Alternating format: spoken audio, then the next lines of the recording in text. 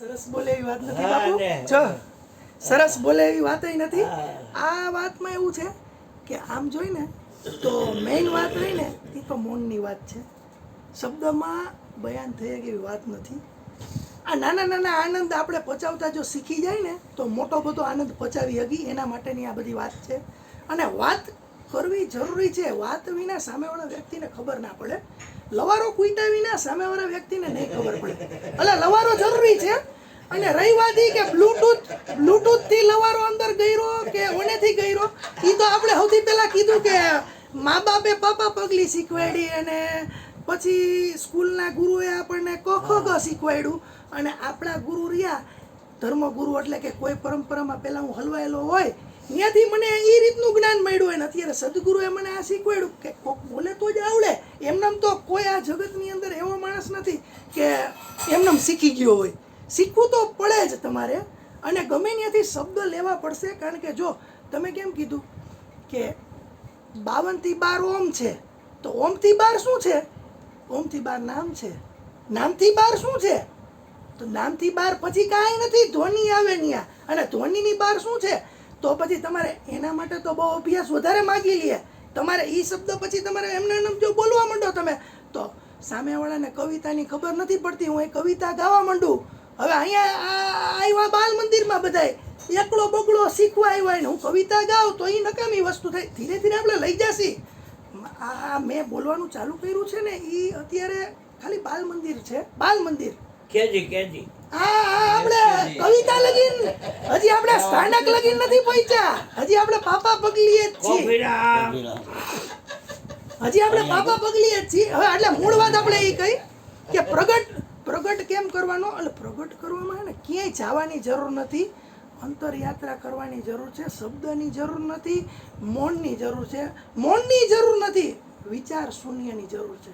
જ્યારે તમારી અંદર વિચાર શૂન્ય થઈ જાય ને, મૌન બેસશો ને તો તમને વિચાર પકડી લેશે. અત્યારે નહીં વિચાર આવતા હોય ને એટલા વિચાર મૌનમાં આવશે. 1 કલાક કરીને જોજો, 1 કલાક બેહીને જોજો. તમે મૌન બેહી જાઓ એવી રીતના. તમને આ પંખાનો અવાજ ન હોય તો પંખોય બંધ કરી દો. એમને બેહો. વિચારની એવડી મોટી વણઝાર ઊભી થશે તમારી અંદર. તમે ધાર્યું ન હોય ને એવા એવા વિચાર આવવા મળશે. મૌન થઈ જાઓ, આંખું બંધ કરી લ્યો, ખુલ્લી રાખો, એની હારે કાંઈ નિસ્બત નથી. વિચાર શૂન્ય થઈ જાઓ. તમારી અંદર એકય વિચાર પ્રગટે નહીં ને, એ કન્ડિશને તમે પહોંચી જાઓ ને એટલે તમને પરમાત્માની ધ્વનિ સંભળાવા મળશે. એ ઓમ ઉપરની ધ્વનિ છે. ઓમમાંથી તો 52 અક્ષર નીકળ્યા. ઓમ ક્યાંથી નીકળો ને એ જો સાંભળવું હોય ને તો એ ધ્વનિ તમને સંભળાય. એનું પ્રમાણ છે અરુણ બાપુ 50 વાર બોલે છે. એનું પ્રમાણ કે તારી અંદર બોલવાવાળો મારો ગુરુ છે અને મારી અંદર બોલવાવાળો કોણ છે ને એને ઓળખી જાવ તો ક્યાંય જવાની જરૂર નથી. તો બોલવાવાળો બોલે છે ક્યાંથી? માધ્યમ તો આ છે ને નૌકા.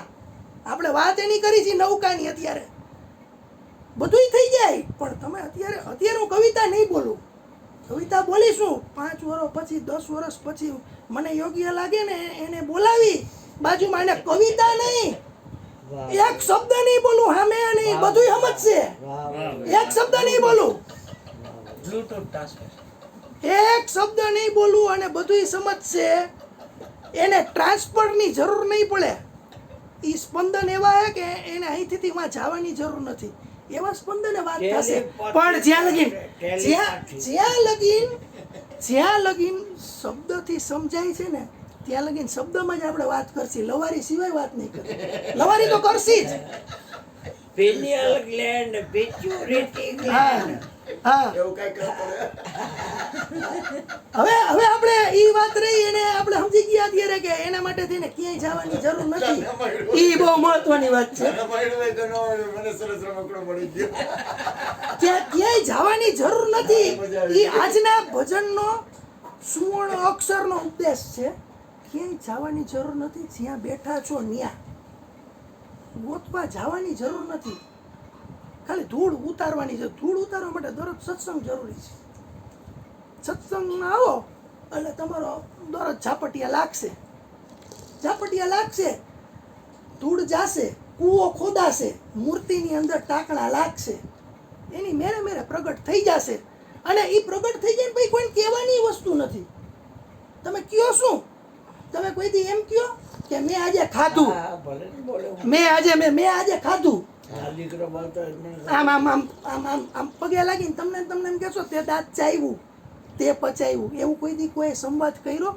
એ કહેવાની વાત નથી, એ મહેસૂસ કરવાની વાત છે, એ સ્થિતિ પરાકાષ્ઠાએ પહોંચવાની વાત છે. એ તમે પહોંચી જાઓ ને પછી તમારો સ્વભાવ ને એ સ્વભાવ બે સેમ થઈ જાય.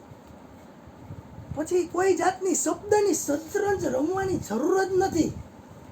શબ્દની શતરંજ રમવી જરૂરી છે, કારણ કે જો હું ફૂલ ખીલું અહીંથી ફૂલ ખીલું, આ અહીંથી ખીલું, ઓલું માંથી ખીલું, હવે આ ખીલી ગયું પછી આ સુગંધ નહીં ફેલાવે તો આ કપડાનું ફૂલ છે,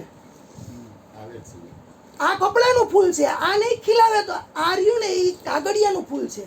હું નહીં ખીલાવું ને તો હું પ્લાસ્ટિકનું ફૂલ છું. અને અમે સાચા ફૂલ છીએ એટલે સુગંધ તો આવશે જ, બોલશી જ. શું કરવાની બોલી? લવારી કૂટશી જ. ફૂલ ખીલું એટલે સુગંધ ફેલાવશે, પણ એ ફૂલ રહ્યું ને એના એરિયામાં જે આવ્યો ને મયરો, એ ફૂલના એરિયાની અંદર જે આવ્યો ને એને ફરજિયાત કાંઈ ને એનું નાક કાપીને આવવું પડશે, સુગંધ નું આવે ને એના માટે થઈને. કારણ કે ફૂલ તો બીજે ક્યાંય જાય નહીં, અને કાં તમારે તોડીને ક્યાંક ભગવાનના ચરણે ચડાવવું પડે, ગુરુ મહારાજના ચરણે કાપીને ચડાવો, તમારું નથી છતાંય ચડાવો. અને પ્રકૃતિએ ખીલાયું હોય અત્યારે. પ્રકૃતિ એટલે પરમાત્મા હો, પ્રકૃતિ એટલે પરમાત્મા. ભૂલ ન કરતા, આમાં બધા વૈજ્ઞાનિક શબ્દ નથી.